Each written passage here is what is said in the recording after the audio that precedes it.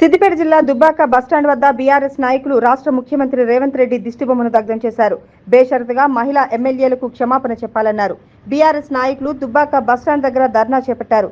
CM down down అంటూ నినాదాలు చేస్తూ సీనియర్ మహిళ సబితా ఇంద్రారెడ్డిపై ఉప ముఖ్యమంత్రి అనుచిత వ్యాఖ్యలు వెనక్కి తీసుకొని క్షమాపణ చెప్పాలంటూ డిమాండ్ చేశారు. ముఖ్యమంత్రి ఒక ఆడబిడ్డను అవమానించడం సిగ్గుచేటని అన్నారు. ఎన్నో మాయమాటలు చెప్పి గద్దెనెక్కారని, శాసనసభ్యుల పట్ల అమర్యాదగా మాట్లాడడం సరికాదని, యావత్ మహిళా లోకాన్ని కించపరిచే విధంగా సీఎం రేవంత్ రెడ్డి మాట్లాడారని, బేషరతుగా క్షమాపణ చెప్పాలంటూ తెలంగాణ సాధించినటువంటి బీఆర్ఎస్ పార్టీ మహిళా నేతల పట్ల అమర్యాదగా మాట్లాడడం యావత్ తెలంగాణ ప్రజలు గమనిస్తున్నారని అన్నారు. అసెంబ్లీలో జరిగినటువంటి సమావేశంలో సీఎం గారు మహిళలపై అనుచిత వ్యాఖ్యలు చేయడం జరిగింది. యావత్ తెలంగాణ ఆడబిడ్డలను ఇలా అవమానించిన గౌరవ సీఎం గారికి తప్పకుండా క్షమాపణ చెప్పాలి. మా సబితా ఇంద్రారెడ్డి అక్కగారు సంవత్సరాల నుండి రాజకీయం చేస్తున్న అనుభవంతో ఉన్న అక్కగారిని ఇలా ఏ ముఖం పెట్టుకొని వచ్చినామని మాట్లాడిండు డిప్యూటీ సీఎం గారు.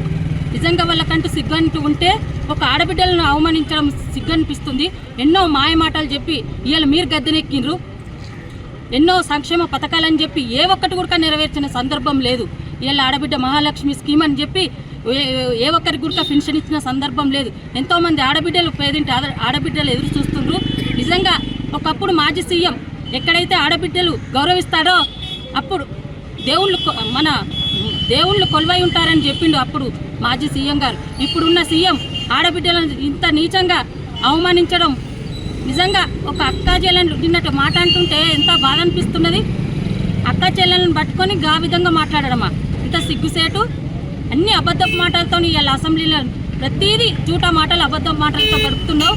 తక్షణమే ఆడబిడ్డలకు క్షమాపణ చెప్పాలి. మన ఎమ్మెల్యేలకు కానీ దుబ్బాక మన యావత్ తెలంగాణ ఆడబిడ్డలందరికీ ఇలా గౌరవంగా క్షమాపణ చెప్పాలని మనస్ఫూర్తిగా కోరుకుంటున్నాను.